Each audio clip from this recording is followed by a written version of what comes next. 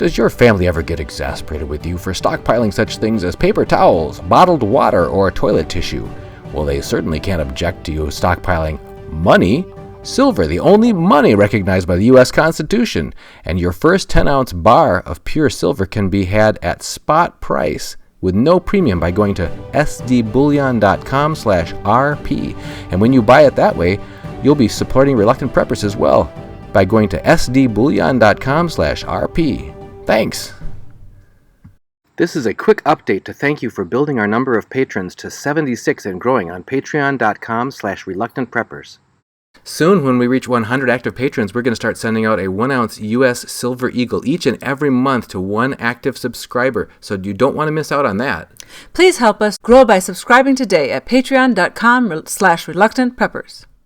As a responsible person with growing concerns for your privacy and personal liberty, you want to know where we're headed and what you can do about it.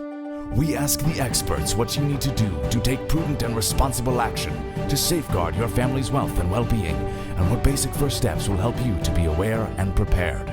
ReluctantPreppers.com. Welcome back, Reluctant Preppers. We're glad to have this distinguished guest. Wayne Jett is the founder of Classical Capital. He's here with us here on Reluctant Preppers. He's also the author of The Fruits of Graft, Great Depressions Then and Now. Wayne, thank you for joining us here on Reluctant Preppers again. Very happy to be with you, Doug. Thanks for inviting me. We wanted to get you back because, for one thing, you recently sent out a rather provocative communique entitled Insignia Project Reveals Deep State Trillions. And you've talked with us in the past about whether, in fact, there is any evidence that there are changes afoot that could restore a balance of fairness or right to the way that our nation is being governed, and the sort of taking away some of the inappropriate powers from the powers that be. And this most recent communication that you sent out talks about a gigantic data dump about findings on or about August 24th, 2018 from Project Insignia, talking about huge balances on accounts that are being potentially frozen and taken away, basically following the money trail. And for the benefit of our viewers, today is Tuesday, September 5th, 2018. So, no, it's not. Today is Wednesday, September 5th, 2018. So would you walk us through what you know about this data dump from Project Insignia and what it reveals about the seizing or potential freezing of huge accounts, and what are we talking about in terms of huge? Well, yes, I linked in the article that you're referring to on my website, Classical Capital, the data dump, where anybody can go and download it if they wish. It's a very large storage of documents, much too large for me to come anywhere close to going through. But what I've seen of a review, a run-through of some of the documents, essentially the essence of my article is that there were documents within it that were essentially certifications of financial balances in accounts given by financial institutions to certain named entities, certifying the amounts in their accounts so that certificate be given to another party so the other party could rely upon their having funds available to enter transactions of various kinds. And I saw so many different accounts. There was one particular document that went through a listing of all of the accounts by a certain person identified as being not in that certificate, but otherwise in the data dump, as the one person within the Central Intelligence Agency of the United States, the one person who was authorized to fully deal with the balances in all of those accounts. And they call him JR for short, but it was Marion something. I'm sorry, it escapes my recollection right this moment. But the amounts in each of those accounts, and there were pages of accounts, But I don't think there was an account balance less than $1 trillion. And there were many accounts for hundreds of trillions and more, thousands of trillions. In fact, in the overall circumstance of those accounts, it makes all the information, all the data that we get from the Federal Reserve as to its monetary base and the dollars that it's created, it makes them a comic book. It makes them just completely unrelated to the two realities.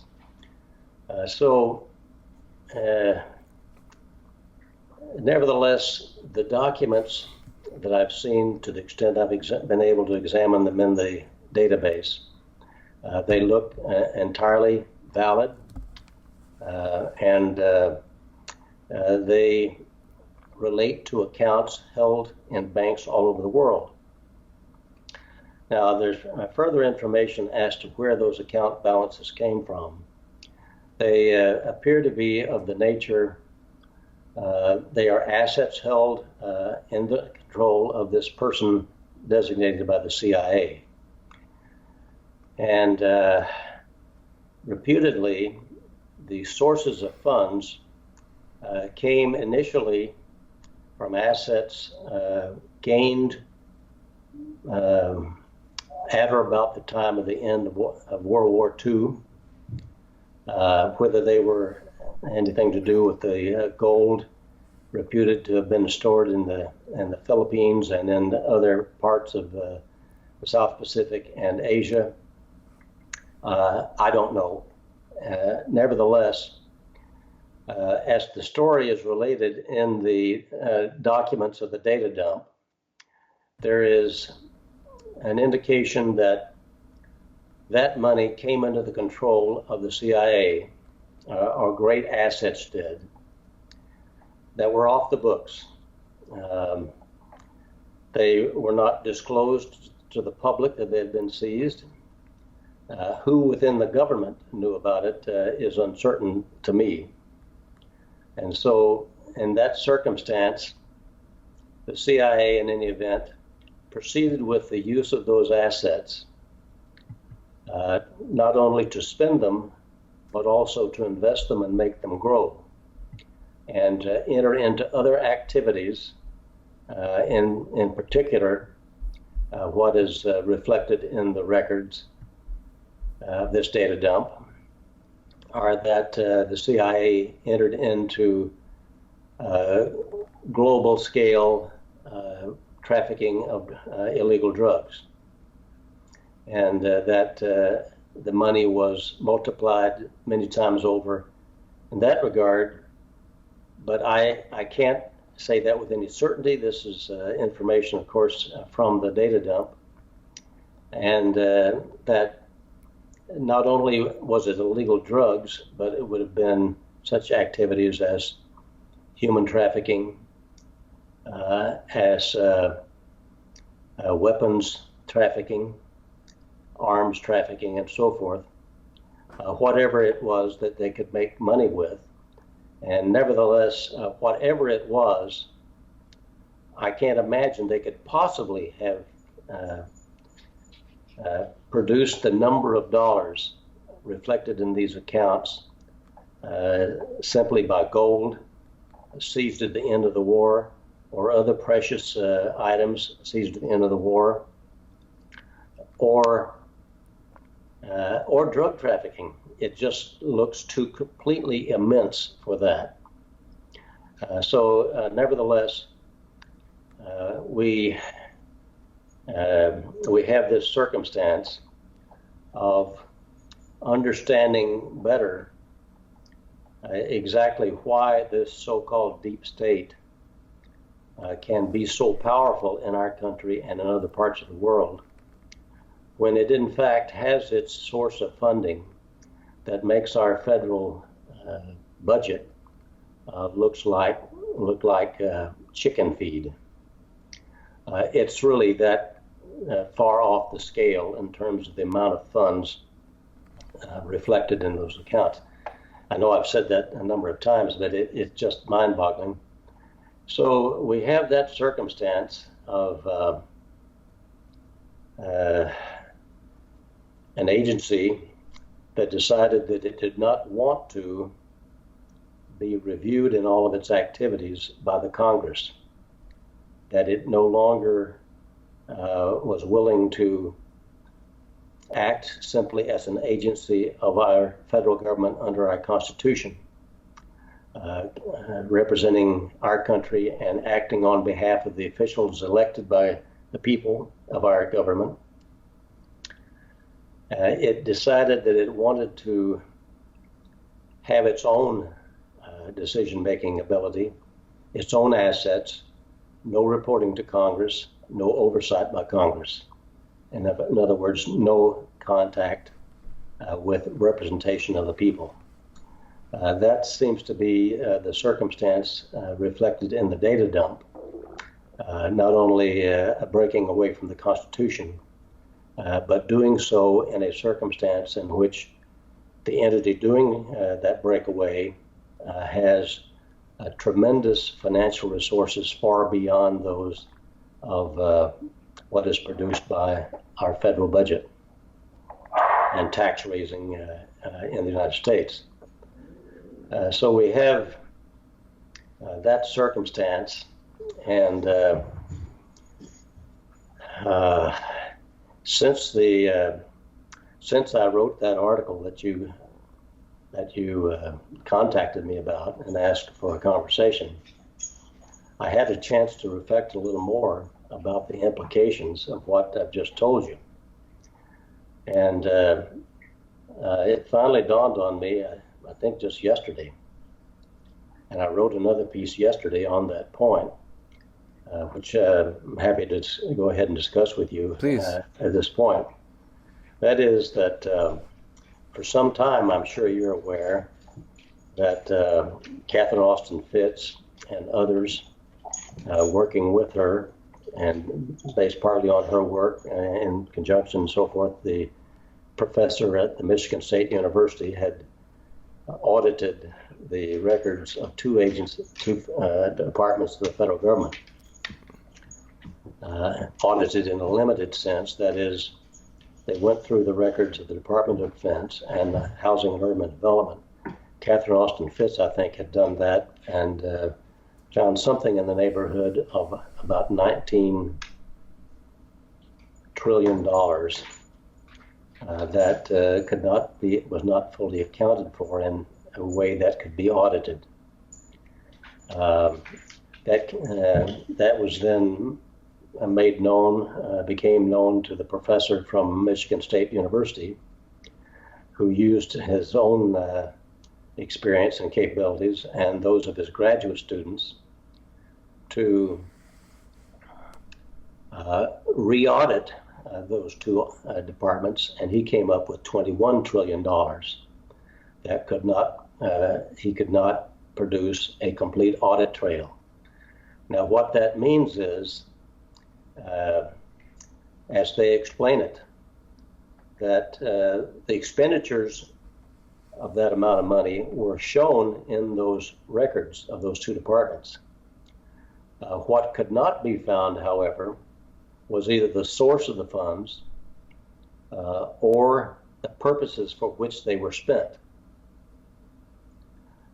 In those circumstances, if either of those things is missing, then it's not an auditable record, and ordinarily you'd demand, an auditor would say, you've got to produce the rest of the records for us to provide a complete audit of your enterprise. Mm-hmm. Now, in those circumstances, after I had seen that last report, it finally dawned on me that this is exactly the kind of thing that you would expect to happen with these tremendously large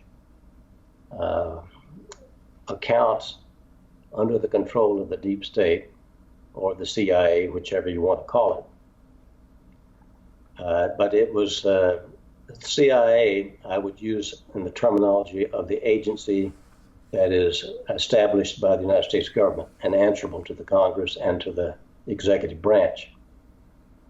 The deep state, I would call the agency or the activity or the operation that is not answerable to the president, not answerable to any department of government or to the Congress, and does not rely upon appropriations from Congress for its activities. So the deep state would be the kind of activity that is conducted with its own source of funds, conducted out of these accounts that I've indicated to you. The Insignia Project reports as being just off the charts in the amounts of money, the number of dollars that are available to them and being expended in various parts of the world. It would seem to me, therefore, how is it that these things would show up within the Department of Defense or within the Housing and Urban Development Department? And, just imagining, this is not something I've seen elsewhere, but one prospective assumption could be made that those amounts, much more immense than could have been appropriated by Congress, we just don't have a budget of that size. If they came in and were spent, which these audits seem to indicate was in fact the case, but we just don't know where it came from or where it went, then it seems to me that the clearly apparent source would be these deep state accounts, and therefore deep state activities partly being conducted actually through the departments of our so-called constitutional government. Why would they do that? One possibility is that they might do it because they want some of the action. When you have trillions of dollars to be spent on a basis that you decide, or that you and the other person with the $1 trillion decide what's to be done, there's awful lot of financing that would be grabbed at by many individuals and asked questions later, in effect, in order to have that kind of financial wherewithal. So 21 trillion, impossible to get from the federal budget, an easy free throw from the standpoint of the deep state budget. So those are the circumstances that seem to me to be emerging.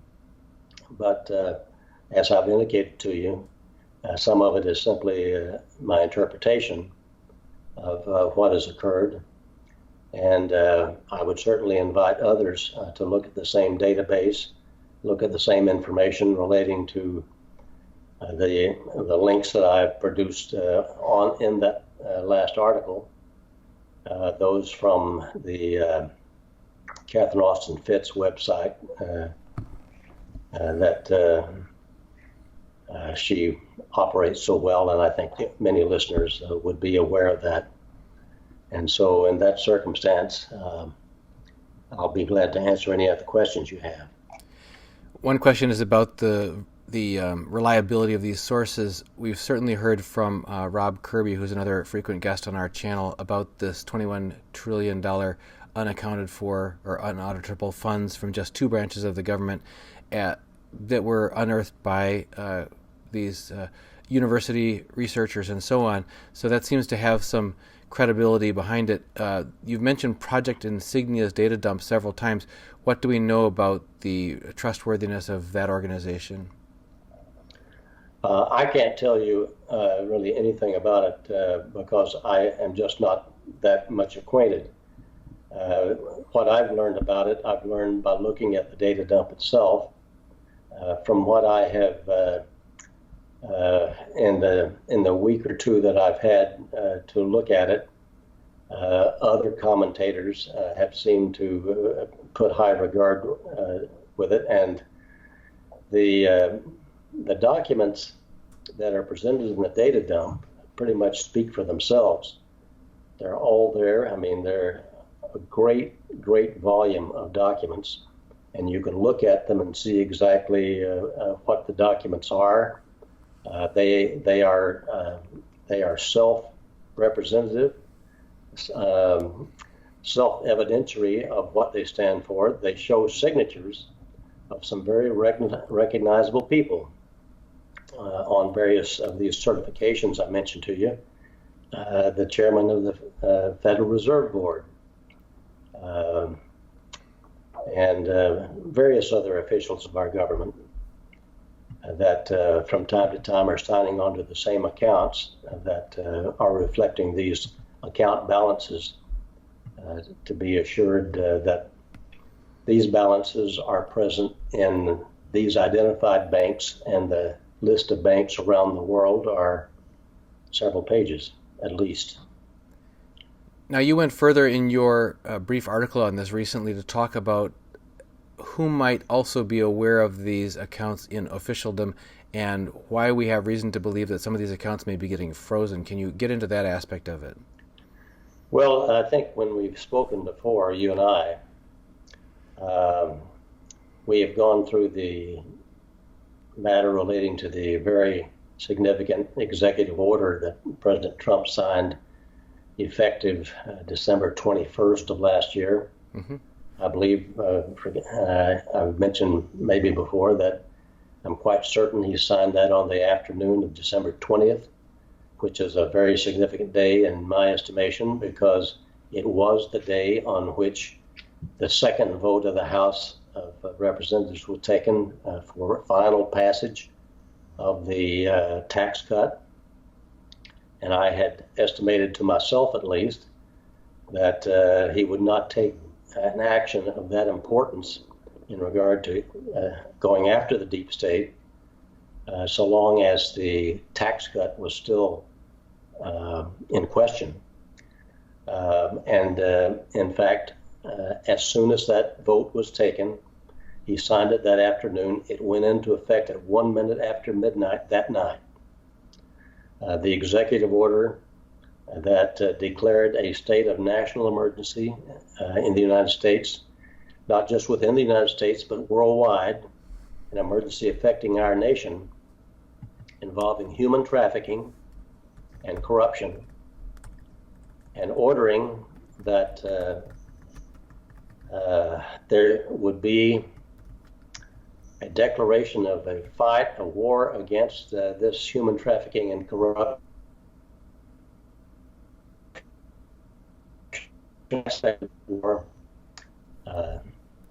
He was ordering a freeze on all assets of individuals identified in the list attached to the executive order, which would be added to from time to time. And indeed, that was the case. To begin with, on December 21st, when that executive order was publicized for the first time, and there were only 13 names, none of which I recognized.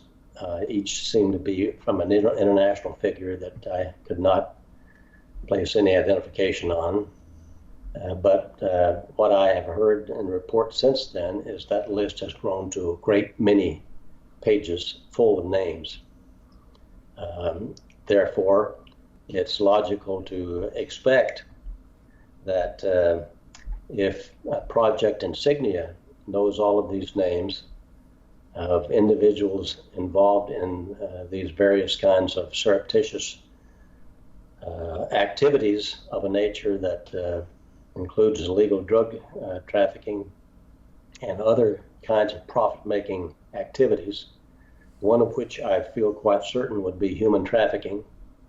Another would be the market for human organs. All kinds of matters of that kind that we've heard way too much about, although, frankly, we probably need to hear a lot more about it, and I expect we will hear a lot more about it in the near future. But nevertheless, in those circumstances, undoubtedly, if Project Insignia knows about these things, about these accounts, about these activities, organizations. One of the organizations I mentioned that I hadn't remembered to mention when we spoke earlier is an organization set up by the deep state called Five-Star Trust. Five-Star Trust. It was apparently called that because it was going to have 5 operatives running the show, and several of those are very recognizable names, including one in particular who was our 41st president, George H.W. Bush, also a former head of the CIA, and also then he named another person who's reported in the documents to be, that was Richard Armitage, reported to be basically a right-hand man for Bush 41. So in that circumstance, that Five-Star Trust is one of the organizations that has those accounts and has operational control over the use of funds in those accounts in terms of how the money is moved around, and the spending of funds is expedited by those 5 operatives. And so that it gives us a little more complete picture. And those circumstances, as I was saying, if Project Insignia knows about these and has known about them long enough to finally make a public dump of the documents so everybody can know about it, I have no doubt whatsoever that all of these organizations are known, and the people within them would be known to those who work with the president in enforcing that executive order that freezes their accounts. So I would think that the effect of that executive order on these accounts, I'm certainly assuming that these accounts still exist. There's no place for that money to have gone all at once. In the flash of an eye, there's just simply too much money. So it's someplace, and the question is it effectively frozen? I would think that the nature of the order, the executive order signed by President Trump, would cause any financial institution to take no action whatsoever with regard to any such funds, certainly not dispersing them, because the executive order could make the financial institution itself liable for the amount of any funds transferred in violation of its terms. So that's where I think we stand. For those who would like to verify this for themselves, if you go to the federalregister.gov and you search under Executive Orders 2017, you'll pull up Executive Order blocking the property of persons involved in serious human rights abuse or corruption. It's number 13818, so 13818. And I found the paragraph right in there. It's only a 5-page document. It's very easy to scan.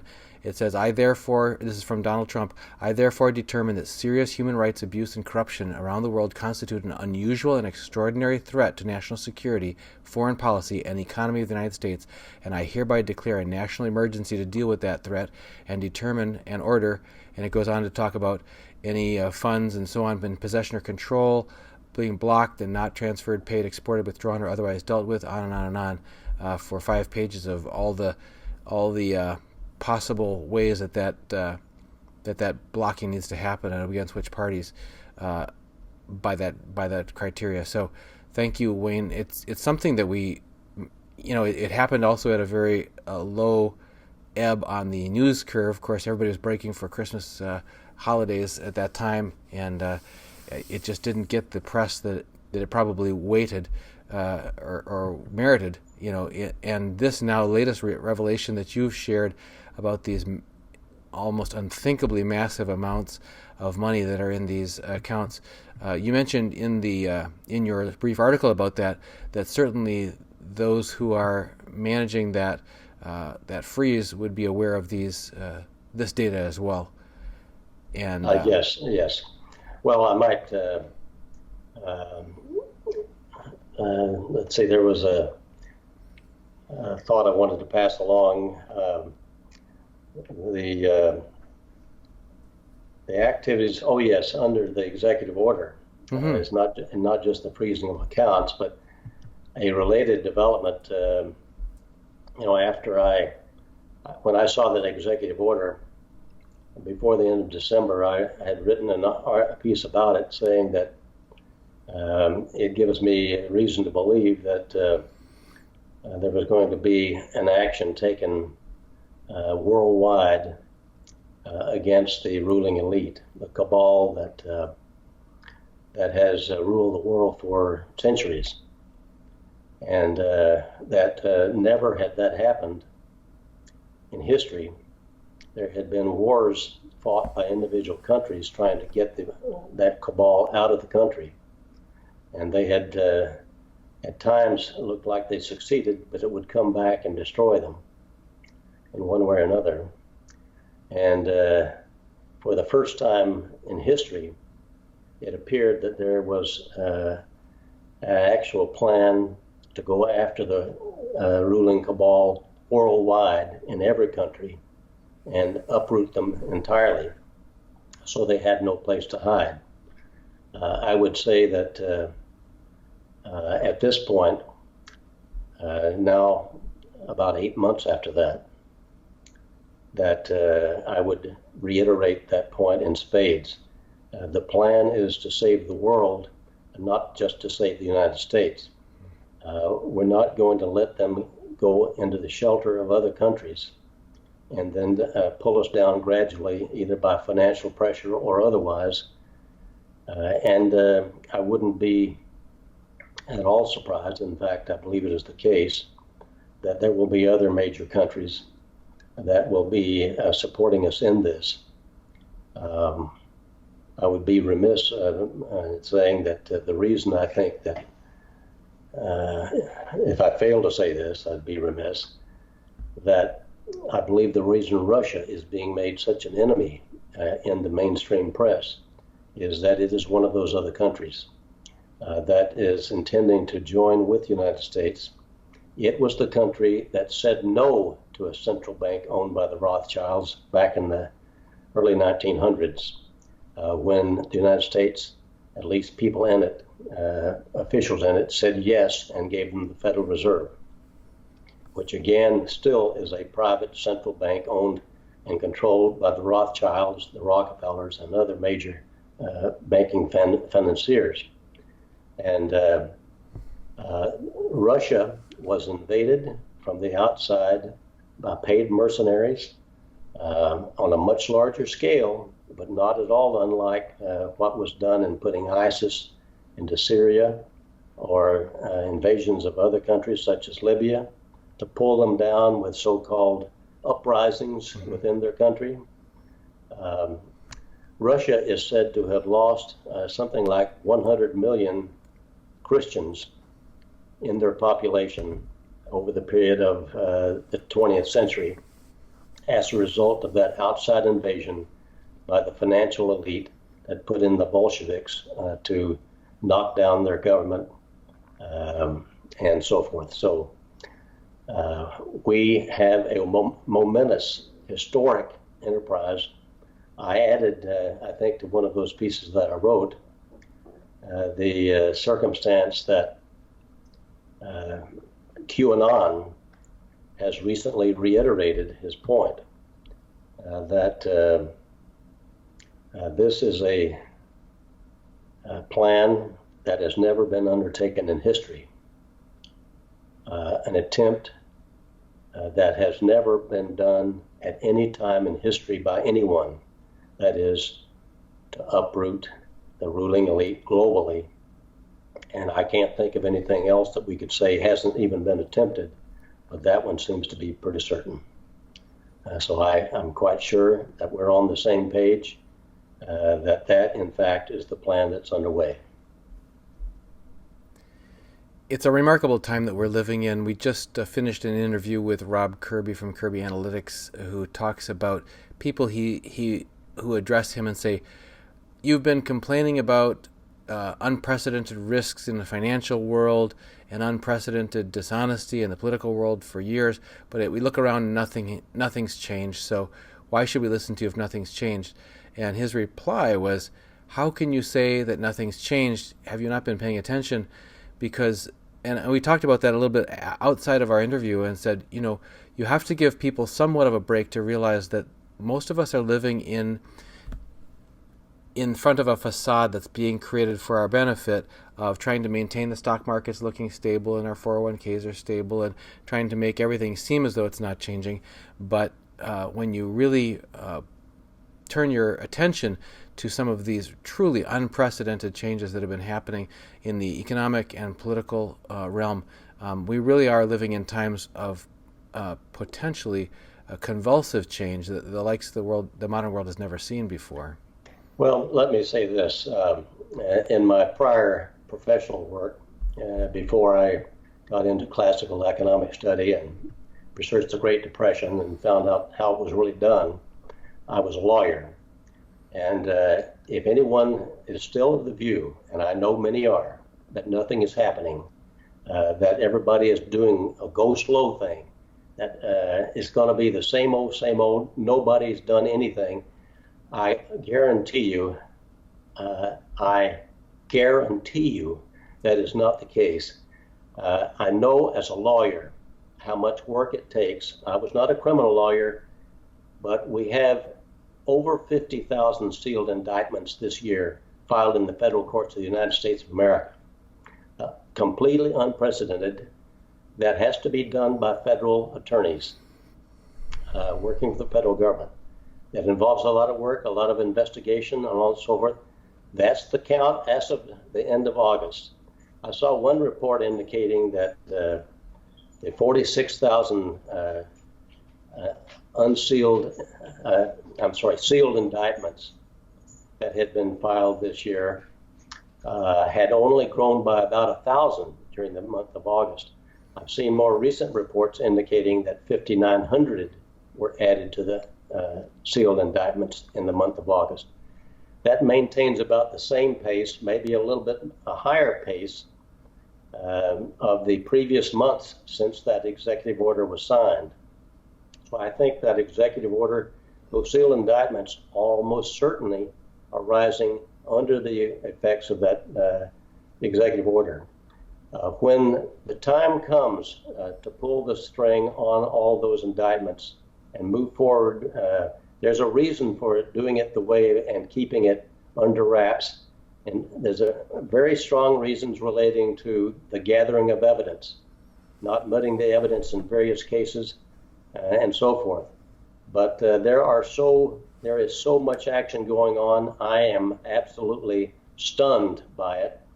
And it's only a matter of time exactly when. I expect we're going to see quite a lot more than, it's going to make the so-called October surprise thing completely out of date because this one is not going to be any kind of a fast move or a surprise invocation of information that really can't be substantiated.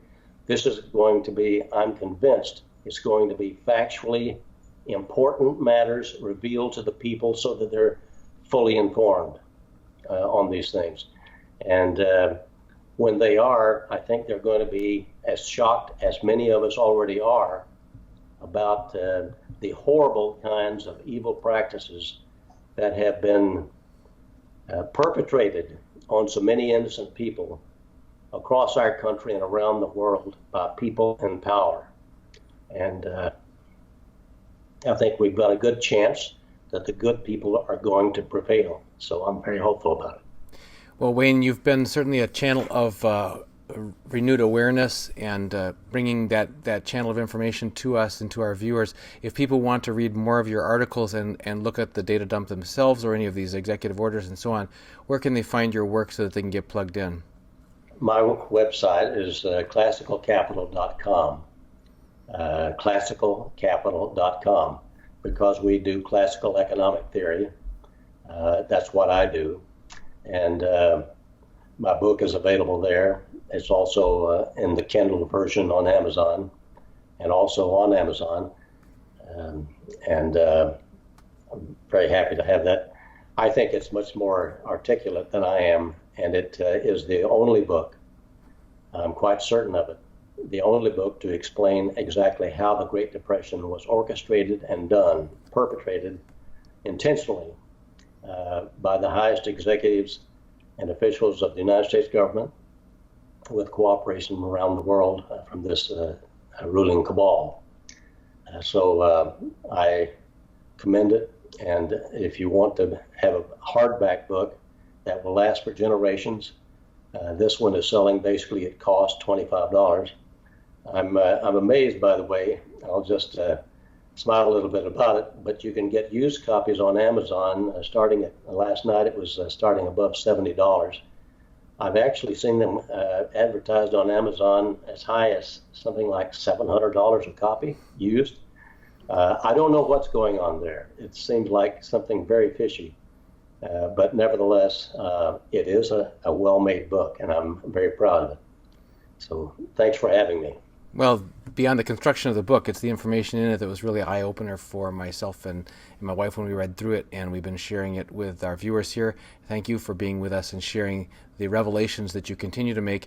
We'd love to have you back again when there's more that you can talk about on these convulsive topics and these tumultuous times that we're heading into. So Wayne Jett, founder of classicalcapital.com, thank you for joining us this returning visit on Reluctant Preppers. Thank you very much for having me, Donegan.